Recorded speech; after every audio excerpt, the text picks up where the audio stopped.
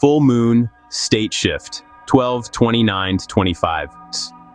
Open, slow, intimate tone. So, this starts on 12/29/25, and I'm saying that date out loud on purpose because I'm done letting days blur together like a screensaver.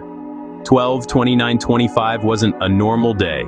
It was one of those days where my brain is calm on the outside, but internally, I'm clocking patterns. I'm watching myself watch myself, like I'm both the pilot and the air traffic controller. And the full moon energy is in the background like a low hum. Not even dramatic, more like pressure, like the atmosphere is heavier, like everything has extra gravity. I've learned something about myself. Full moons don't hype me up in a fun way. They don't feel like magic. They feel like a riptide, like if I swim too far out into feelings, I can get pulled. So my rule is simple. On full moons, I stay home. Because I've had moments before, real moments, where full moon energy plus stress plus no sleep. Me making big moves I regret, quitting things, ending things, saying things. Not because I'm weak, because I'm sensitive. And sensitive people have to drive different. So that's where this story starts. Me recognizing the conditions. Me respecting the weather. And the weather was Vlad. Not even in a romantic movie way. In a pattern way. In a I'm tired of the same setup way. Because the Vlad thing had become this repeated loop. He's late. He doesn't communicate intentions. He gives out of my control excuses you can't even debate because there's nothing to grab onto. And it makes me feel like I'm being treated like an option.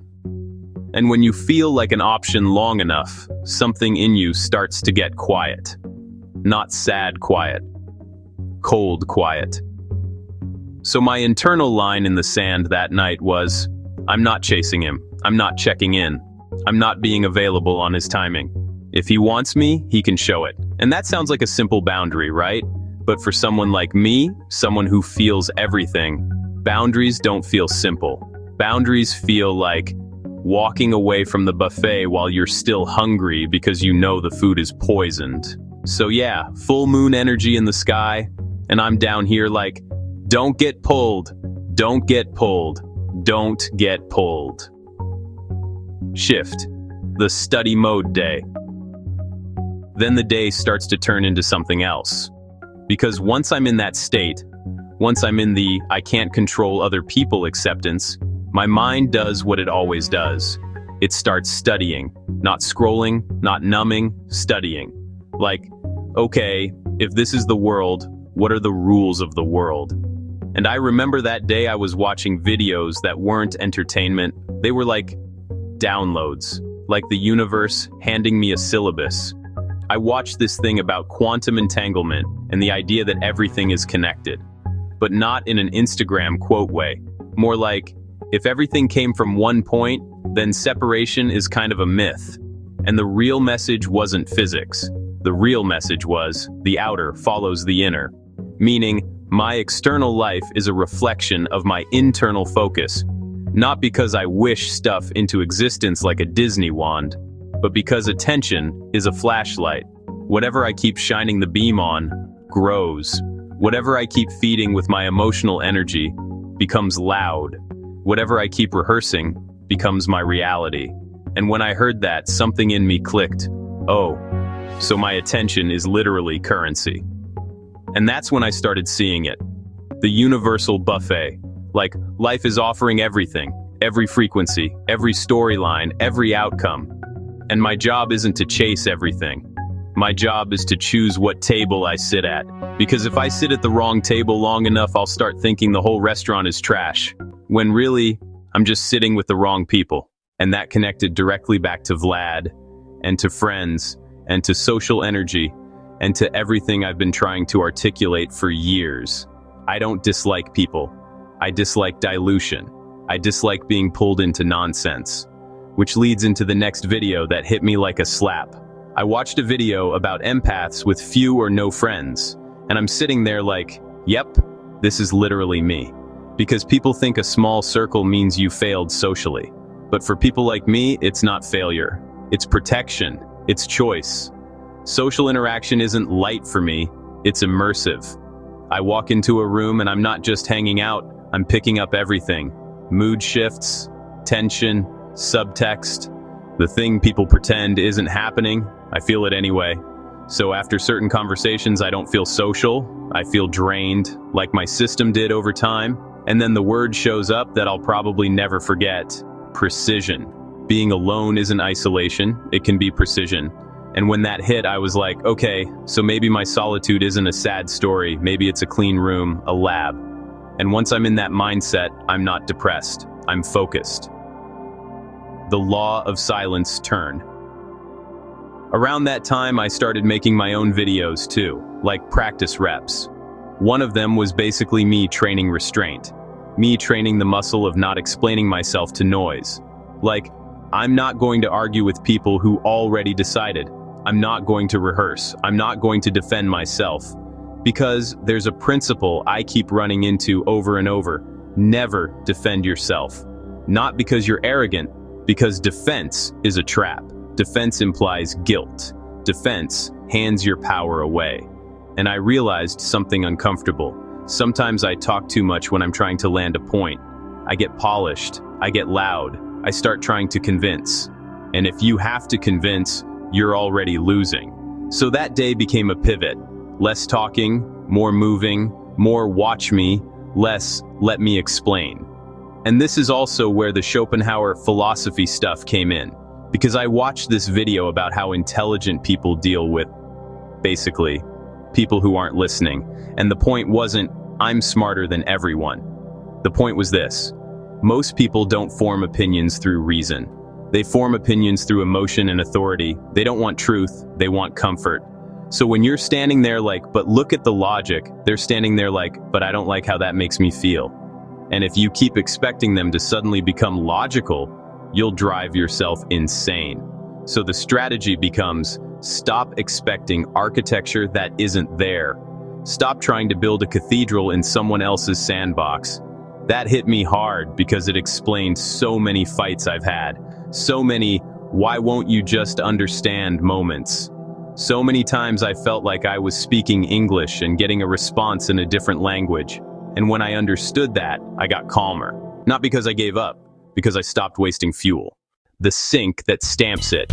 And then, the thing happens that always happens with me. A sink. 111, not kinda, not maybe, right there, loud, clean, on my home screen clock widget, and I literally circled it like, don't you dare tell me this is random. The screen is just normal life stuff. Sunset, sunrise, the weather, a music widget, and then boom, 111 sitting there like a stamp. And the feeling isn't fireworks, it's not OMG angels, it's more like a tap on the shoulder. You're on the right channel, stay with it. And I've noticed that pattern.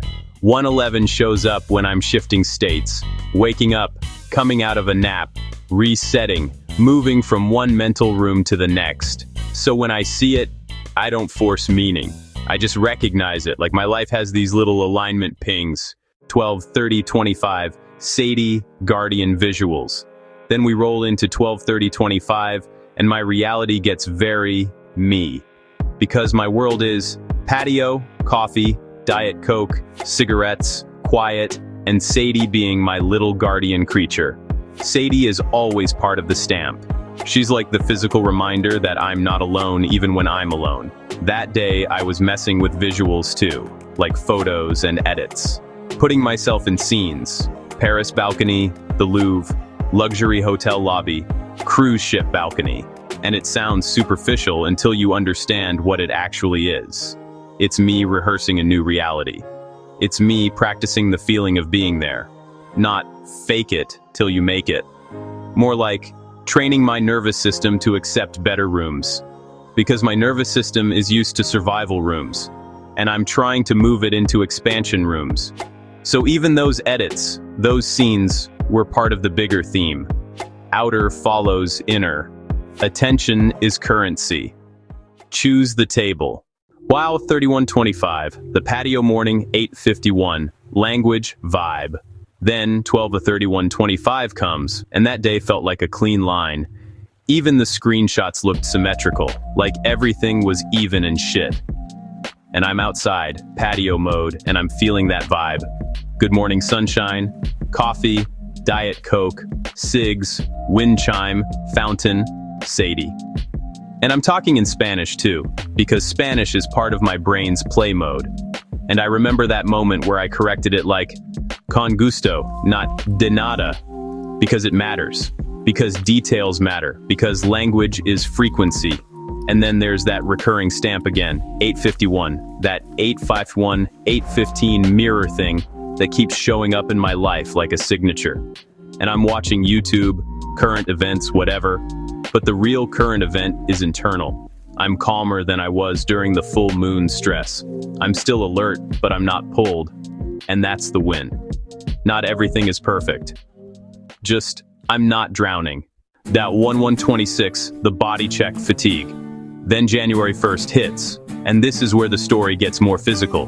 Because I remember being tired, headache, eyes sensitive, pressure, vision blurry, and my toes curling thing acting up, worse when I'm tired. And I'm basically like, I'm not doing anything dramatic right now. I'm gonna bed soon, I'm gonna stabilize.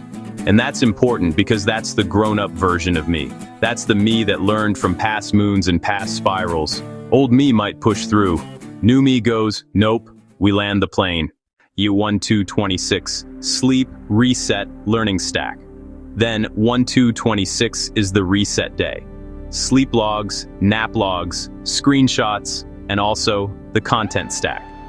The videos I was watching were basically the Meology 815 syllabus, chosen lineage, awakened steward type stuff, raised by the sky vibes, the law of silence piece, Jung, consciousness, individuation, Machiavelli, never defend yourself, subconscious mind programming, Sermon on the Mount, and the Ayin Hara, evil eye, silence principle.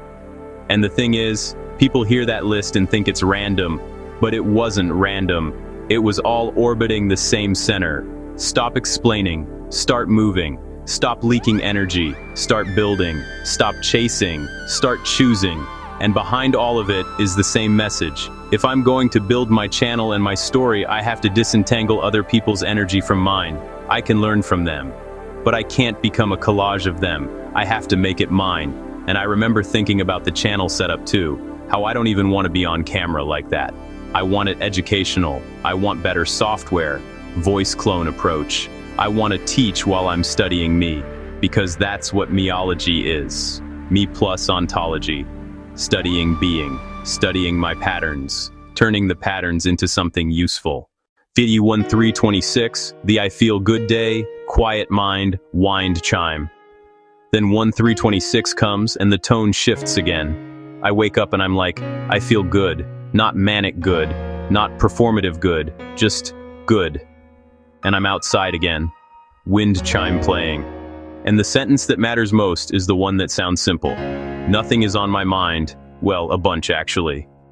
Because that's me, that's the truth. I can be relaxed and still have a whole universe in my head. But the difference now is, I'm not being yanked around by it, I'm holding it. The thread's real arc. So if I had to tell you what's been happening since 12/29/25, it's this. I've been learning how to ride my sensitivity without letting it ride me. I've been learning how to treat full moon energy like weather, not destiny, not drama, just weather.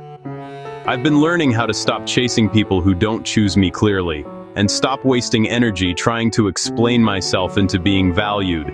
I've been learning that my solitude isn't a failure, it's precision. I've been learning that attention is currency, and my focus is the steering wheel.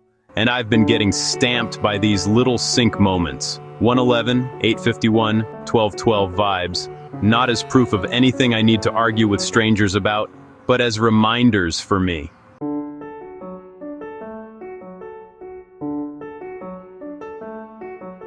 Like little internal receipts that say, yeah, you're awake, keep going.